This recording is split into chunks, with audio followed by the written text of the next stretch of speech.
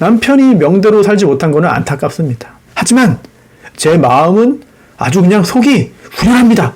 라고 진술을 했습니다.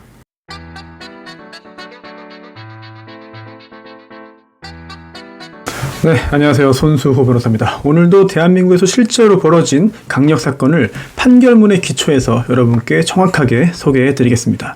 오늘은 2018년 부천으로 가는데요. 부천에서 벌어진 끔찍한 가족 간의 살인 사건입니다. 가족이 굉장히 많았거든요. 그런데 피해자는 아빠입니다. 남편이에요. 나이가 꽤 많습니다. 79세의 남편이 살인 사건의 피해자입니다. 살해됐는데요. 그럼 가해자가 누구냐? 가족 중에 누굴까요? 네, 역시 70대인 아내가 살인범이고요. 아내 혼자 한 게 아닙니다. 딸도 함께 살인 사건을 저질렀습니다. 자, 어떤 사건인지 자세하게 살펴보겠는데요. 우선 피해자인 이 남성은 79세입니다. 그리고 법률상 혼인관계가 있는 아내가 있어요. 그리고 또 아들도 있고 며느리도 있고 딸도 있습니다. 자, 그런데 이 가족 사이에는 굉장히 안타까운 일이 있었습니다. 바로 가정폭력, 그리고 가장이었던 남편이 도박에 빠졌다. 결국 돈을 막 빌려달라고 하는 거예요. 그동안도 엄청 많이 썼는데 도박에 쓴다고 돈 더 달라고 하니까 가족 간에 불화가 생겼고 갈등이 결국 커져서 이렇게 끔찍한 일이 되고 말았는데, 사실 이 남편은요, 결혼 초기부터, 그러니까 수십 년 전부터 이런 행동들을 해왔습니다. 즉 신혼인 아내한테 돈 좀 갖고 와라. 나 도박해야 되는데 나 도박 자금 없다. 돈이 좀 두둑해야지 돈 따지. 도박 자금으로 쓸 돈을 달라면서 닥달하고 다그치는 걸 넘어서 때립니다. 수시로 가정폭력을 행사했어요. 돈 가져오라고, 도박할 돈 가져오라고. 이게 수십 년 동안 이어진 거예요. 그리고 또 심지어 돈을 주면 또 집을 나가버립니다. 가출을 해서 떠돌면서 도박을 하고 또 돈 잃으면 돌아오는 거죠. 자, 그러면서 가족들 역시, 아들과 딸, 자녀들 역시 이 아버지에 대한 감정이 좋을 수가 없었겠죠. 이 아내는 혼자서 이 가정을 건사했습니다. 자, 그러다가 수십 년이 지났고 심지어 팔순을 눈앞에 둔 상황에서 이 남편이 돈을 빌려달라고 하는데요. 이번엔 누구한테 하냐? 며느리한테 연락을 합니다. 이게 2018년 10월경인데요. 이제 하다 안 되니까 며느리한테 전화를 해가지고 돈 빌려줘라. 나 이거 가가지고 한 번 해야 된다. 자, 이 사실을 뒤늦게 이 시어머니가 알게 됩니다. 사실 시어머니 입장에서는 그렇지 않아도 이거 아들, 며느리 보기 참 민망할 텐데 이거를 간접적으로 겪은 것도 아니고 직접적으로 며느리한테 시아버지가 돈 달라고? 그것도 도박자금 달라고? 자, 이 사실을 전해들으면 어떤 생각이 들겠습니까? 정말 참을 수 없는 모욕감과 수치심과 분노심과 적개심이 들 수밖에 없겠죠. 그동안 자식들 때문에, 자녀들 때문에 아마 꾹꾹 참고 살았을 거예요. 그런데 며느리한테 도박자금 달라고 전화한다? 자, 이거를 안 순간 더 이상 참을 수 없다. 죽이자라고 마음을 먹은 겁니다. 그리고서요, 2018년 11월 7일이었는데요. 이때 집에서 함께 살던 이 부부의 집에서 살인 준비를 합니다. 어떻게 죽일까? 약을 쓰기로 합니다. 그러면서요, 원래 처방받아서 복용하고 있던 그런 약 중에서 수면제 성분이 있는 알약이 있어요. 네, 오르필 서방정, 이 300mg짜리 이거 7개를 골라냅니다. 그래서 이거를 먹이는데 어떻게 먹이냐? 보통 이렇게 약물로 이제 살해하는 경우에는 어디에 타서 먹이는 경우가 많죠. 그렇죠? 예, 술이든 뭐 커피든. 그런데 여기에서는 의심을 사지 않기 위해서 미역국에 넣습니다. 네, 미역국에 넣어요, 이거를. 이게 오후 1시경인데요. 그리고 저녁 8시경에 피해자가 집에 왔습니다. 자, 그러자 이 저녁상을 차려가지고 미역국에 약 넣어서 먹어라 라고 한 게 아니라 딸에게 시킵니다. 딸이요, 딸한테 이렇게 말하는 거예요. 엄마가, 야, 내가 네 아빠 죽이려고 미역국에 수면제 탔다. 아버지 드려라. 아빠 드려. 자, 그런데 여기에서 이 딸 역시 어릴 때부터 수시로 가정폭력을 당했습니다. 그리고 또 엄마가 가정폭력 당하는 걸 보고 자랐거든요. 게다가 또 평소에도 엄마의 말을 잘 따라요. 아주 순종적입니다. 자, 이 딸의 상황에 대해서는 잠시 후에 다시 한번 더 구체적으로 말씀을 드리겠고요. 아무튼 그래서 이러한 엄마의 말을 들은 딸이요. 그래, 나도 아빠 죽었으면 좋겠다. 이러면서 엄마의 제안을 승낙을 합니다. 그리고서는 집으로 돌아온 아빠한테 저녁상을 차려주는 거죠. 그 미역국에는 약이 들어있었습니다. 이렇게 저녁상을 받은 아빠, 남편 다 먹습니다. 먹고 잠에 빠져요. 잠에 듭니다. 그리고 다음날 11월 8일 9시가 됐습니다. 자, 이때 안방에서 잠을 자고 있던 피해자, 이 아내하고 딸이 가본 거예요. 그랬더니 이미 수면제 과다 복용했으니까 정신을 잃은 상태, 그리고 또 소변을 지렸다. 네, 또 의식불명 상태에 빠져 있었다. 이걸 확인했습니다. 그 다음에 이렇게 해서도 죽지 않으니까 어떻게 하느냐, 이제 보다 더 직접적인 가해 행위를 가합니다. 이 아내가요, 안방에 세워져 있던 이 목발로 이 남편의 가슴 부위를 1회 내리칩니다. 그동안 수십 년간 쌓여온 엄청난 분노가 이렇게 표출된 거죠. 그걸로도 풀리지 않으니까 안방 의자에 있던 허리띠를 가지고 옵니다. 총 길이가 1m 정도인데요. 105cm. 이걸로 남편의 목을 감아요.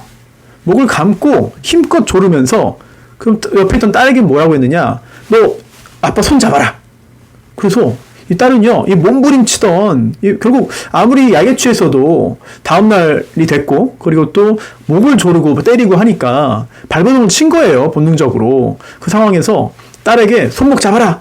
네, 딸은 엄마 말에 순종하거든요. 그래서 이 아빠의 양쪽 손목을 두 손으로 붙잡았습니다.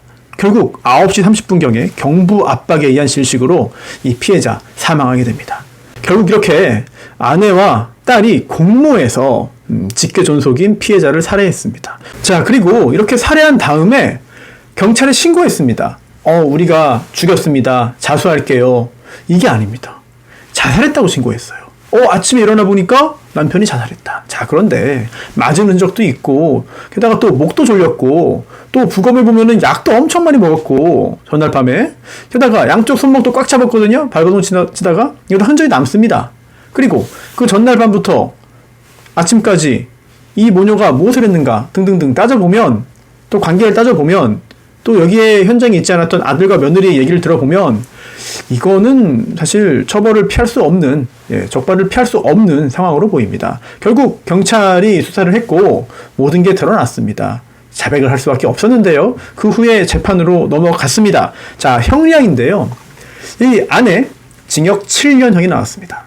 그리고 딸 징역 3년인데 집행유예 4년이 나왔어요. 결국 감옥에 가는 거는 아내만, 그리고 딸은 감옥에 가지 않는 결과가 나왔는데, 형량이 어떻게 나오는지 이 부분을 좀 잘 봐야 되겠습니다. 자, 우선 이 아내 측에서는 이렇게 정했습니다. 저 심신미약입니다. 치매예요. 조울증이 있습니다. 등등등. 저 약도 먹지 않았습니까? 약도 먹는 중이었습니다. 이런 얘기를 했습니다. 여기에 대해서 법원은 심신미약을 인정하지 않았습니다. 우선 첫 번째, 딱 보니까 멀쩡해, 딱 보니까 좀 이상해, 이렇게 판단할 수는 없는 거잖아요. 네, 판결문을 보면 자세하게 나와 있는데요. 우선 첫 번째, 이 사건 범행 전날 미역국에 수면제 성분이 담긴 약을 탔다. 이건 계획적인 범행입니다. 범행을 준비한 거예요. 또 두 번째, 딸에게 아빠가 자살했다고 신고해라, 이렇게 시켰습니다. 상당히 계획적이고, 그 당시에 판단력이 물론 나쁜 방향의 판단력이지만 정상적이었다고 볼 수 있는 그런 정황인 거죠. 네, 그리고 또 그 후에도 경찰에 가서도 자살했다고 말해야 된다라고 딸에게 시킵니다. 자, 다음 세 번째는요. 심신미약의 어떤 특징 중에 하나가 진술이 앞뒤가 안 맞거나 이런 것들이 있어야 되는데, 수사기관에서부터 재판까지 쭉 가면서 진술이 이상하지 않아요. 네, 특별한 점을 발견할 수 없었습니다. 그리고 또 중요한 게 이 정신감정을 하잖아요. 내 감정의 의사의 말에 따르면 물론 약을 먹긴 했습니다. 즉 알츠하이머 치매로 인한 기억력의 감퇴 또는 판단력의 저하가 있어요. 검사 결과 나왔습니다. 하지만 그 정도가 심하지 않았다. 그리고 또 양극성 장애, 이제 조울증이죠. 옛날 말로 하면 양극성 장애로 인한 우울감 또는 기분의 변동성 등이 있긴 했지만, 입원시켜가지고 면담에서 검사했을 때 인지능력이나 판단력에 영향을 줄 정도는 아닌 것으로 보인다. 자, 이런 걸 종합해 볼 때 결국 행위 당시에, 남편을 죽일 당시에 사물 변별 능력이나 의사결정 능력 또는 행위 통제 능력이 상실됐다고 보기는 어렵다. 또 미흡했다고 보기도 어렵다. 라고 했습니다. 감정이의가 이렇게 해가지고 의견서를 보낸 거거든요. 이런 것들을 종합해 볼 때 이 아내는 비록 고령이긴 하지만 범행 당시에 심신미약으로 볼 수는 없다라고 판단했습니다. 그러면 왜 징역 7년 나왔느냐? 일단 이 사건은 일반적인 살인이라고 보진 않았습니다. 그럼 뭐냐? 참작할 만한 동기가 있다고 봤어요. 즉 첫 번째 유형인, 살인범죄의 첫 번째 유형인 참작 동기 살인인데요. 수십 년간 가정폭력을 당했다. 그리고 도박 등으로 가족을 내팽개쳤다. 며느리에게 돈 달라고, 도박자금 달라고 했다. 이런 것들을 고려했을 때 살인의 동기에 그래도 참작할 만한 부분이 있다고 본 겁니다. 하지만 그렇다고 해서 가볍게 처벌할 수는 없는 거죠. 왜냐? 특별 양형인자로서 가중 요소가 있어요. 이게 뭐냐면 계획적인 살인 범행이라는 거죠. 순간 격분해서 우발적으로 한 게 아니라 철저하게 계획에 의해서 사람을 죽인 겁니다. 이건 상당히 중요한 부분이죠. 그러면 또 하나 얘기했습니다. 유족들은 뭐라고 했죠? 피해자. 그러니까 이게 이런 가족 간의 살인사건의 경우에는 이 남은 유족들, 가족들이 가해자의 가족이기도 하고 피해자의 가족이기도 해요. 그래서 이걸 어떻게 봐야 되느냐 굉장히 좀 난감한 경우도 있는데 이 사건의 경우에는 지금 피고인은 엄마, 아내, 그리고 딸, 여동생입니다. 누가 있죠? 네, 아들, 며느리가 있습니다. 오빠죠. 그러니까 아들이자 오빠입니다. 이 아들들이 엄마 선처해달라고 했어요.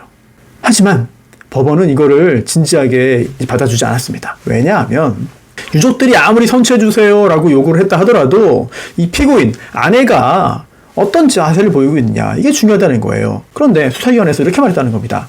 남편이 명대로 살지 못한 거는 안타깝습니다. 하지만 제 마음은 아주 그냥 속이 후련합니다 라고 진술을 했습니다. 이거는 진지하게 뉘우친 게 아니라는 거죠. 그렇기 때문에 감경 요소로서 처벌 불원이 있다고 볼 수 없다. 결국 가중 영역이었기 때문에 징역 5년에서 8년이 나왔고 범위가 그 중에서 선고형은 징역 7년형을 선고했습니다. 자, 여기서 이 아내의 경우에 그럼 징역 7년형 선고한 거 좀 전에 말씀드린 걸 좀 정리해 보면은 불리한 부분들은 뭐냐? 계획적으로 주도적으로 남편을 살해했다. 그리고 딸을 이용했다. 그런데 그 딸 정신지체가 있었습니다. 자, 이 부분은 굉장히 중요한 부분이기 때문에 딸에 대한 양형에서 다시 한번 말씀드리도록 하겠고요. 자, 그리고 또 이 아내는 범행을 저지른 건 인정했지만 특별히 반성하고 있지 않다라는 것이고요. 그리고 또 오랜 기간 가정폭력을 당하긴 했지만 직접적인 범행의 계기는 그게 가정폭력이 아니라 그건 예전에 끝났다. 그게 아니라 며느리에게 돈 달라고 한 거다. 그에 따른 증오에서 비롯된 거다. 이거는 불리하다라고 본 거예요. 반면 유리한 것도 있습니다. 76세의 고령이고요. 수십 년간 가정폭력을 당했고요. 치매 증상이 일부 영향을 준 것으로 보이고요. 전과가 전혀 없습니다. 그리고 유족들도 처벌을 원하지 않는다. 등등. 이걸 종합적으로 봐서 징역 7년형을 선고했습니다. 자, 그럼 이제 남은 것은 딸이죠. 네, 딸. 딸의 경우에는 심신미약이 인정됐습니다. 이 딸은 정신지체가 있었습니다. 그래서 행동장애가 있을 정도의 아주 무거운 건 아니지만 행동장애가 발생할 수 있을 정도의 정신적인 발육지연, 정신지체가 인정됐습니다. 실제로도 그런 상황이었고요. 하지만 이 딸의 경우에도 역시 엄마와 마찬가지로 참작 동기 살인이었습니다. 거기에 더해서 심신미약 그리고 또 처벌 불원 이게 다 가만히 됐는데 물론 불리한 부분도 있어요. 왜냐하면 엄마를 도와서 계획적으로 사람을 죽인 건 맞잖아요. 네. 하지만 심신미약 상태였고 또 정신지체 등으로 인해서 엄마의 말에 복종하는 상태였다. 그동안 계속 복종했던 거예요. 그래서 평소에 아빠를 미워하던 상황에서 엄마가 범행을 제안하니까 이거를 이제 함께 승낙을 해서 살인 범죄를 저지른 건데 하지만 유족들이 처벌을 원하지 않고 오빠들이 또 전과 역시 하나도 없습니다. 이런 걸 종합해 보면은 징역 3년형이지만 그래도 집행유예 4년이다 라고 판단을 한 거죠. 자, 오늘은 2018년 부천에서 벌어진 모녀의 살인사건 살펴봤는데요. 이 가족 간의 살인범죄가 꽤 많이 벌어집니다. 사실 우리나라에서 살인 기수와 미수를 합해서 하루에 한 건 정도 벌어지고 있거든요, 최근에. 그 중에서 모르는 사람에 대한 범죄도 많지만 아는 사람 사이의 살인범죄도 꽤 많아요. 그리고 또 그 아는 사람이 가족인 경우도 생각보다 많습니다. 특히 이 사건의 경우에는 혼자 한 것이 아니라 딸과 함께 범행을 했거든요. 그리고 딸도 약간의 좀 정신적인 문제가 있었기 때문에 이 엄마의 말에 무조건 다 복종을 하는 상황이었고요. 네. 굉장히 좀 안타깝습니다. 우선 피해자가 사망한 것도 물론 안타깝고요. 그리고 또 결국은 이 76세의 살인범이 된 이 여성의 어떤 기구한 운명, 남편이 이런 사람이고 결혼 초기부터 계속 이렇게 했으면 그동안 한 50년 넘었겠죠, 훨씬. 네, 판결문에 언제 혼인했는지가 나오진 않습니다만 50년도 넘었을 것 같아요. 그 당시에 어떤 그 결혼 정년기 이런 것들을 보면 50년 넘게 이런 일을 당하면서 이런 상황에서 가족들을 건사했을 것인데 그 고통과 그 마음의 어떤 여러 가지 어려움은 감히 상상하기 힘들 것 같습니다. 네. 그런데 이제 결론적으로는 2명이 살인범이 돼서 처벌을 받는 대단히 안타까운 그런 사건이었고요. 판결문을 보면은 예전부터 있었던 어떤 사정들이 자세히 나오진 않아요. 이 사건 판결문에는. 그러나 가정폭력 얘기라든지 또는 도박자금 얘기 이런 것들은 굉장히 여러 번 등장합니다. 하지만 그 구체적인 내용들이 없기 때문에 과연 어떤 일이 있었는지는 판결문으로 다 파악할 수 없었다는 부분. 네, 이렇게 2018년 부천에서 벌어진 가족 간의 안타까운 살인사건 함께 알아봤고요. 저는 다음에도 잘 알려지지 않은 대한민국의 실제 강력 사건들을 판결문을 통해서 여러분께 또 소개해 드리겠습니다.